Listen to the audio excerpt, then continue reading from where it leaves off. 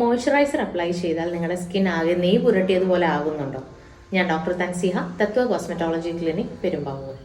OP-യിൽ ഒരാൾ പറഞ്ഞതാണ്, ഞാൻ മോയ്സ്ചറൈസർ ഉപയോഗം കംപ്ലീറ്റ് ആയിട്ട് നിർത്തി. കാരണം എന്താണെന്ന് വെച്ച് കഴിഞ്ഞാൽ എൻ്റെ സ്കിൻ അത് കൂടുതൽ ഓയിലി ആക്കുകയാണ്.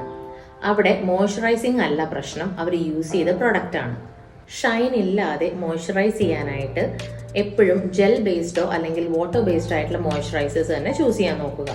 അതിൽ ഹൈലൂറോണിക് ആസിഡ്, ഗ്ലിസറിൻ പോലെയുള്ള ഇൻഗ്രീഡിയൻസ് ഉണ്ടോ എന്നുള്ളത് വാച്ച് ചെയ്യുക.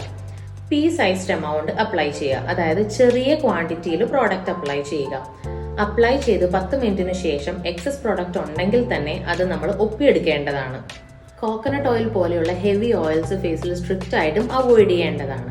സ്കിൻ എപ്പോഴും തിളങ്ങേണ്ടത് ഹൈഡ്രേഷൻ കൊണ്ടായിരിക്കണം, അല്ലാതെ ഹെവിനെസ് കൊണ്ടാവരുത്. പേടി കാരണം മോയ്സ്ചറൈസിങ് സ്കിപ്പ് ചെയ്യുന്നവർക്ക് ഈ വീഡിയോ ഷെയർ ചെയ്യുക. അടുത്ത വീഡിയോയിൽ കണ്ടുമുട്ടാം.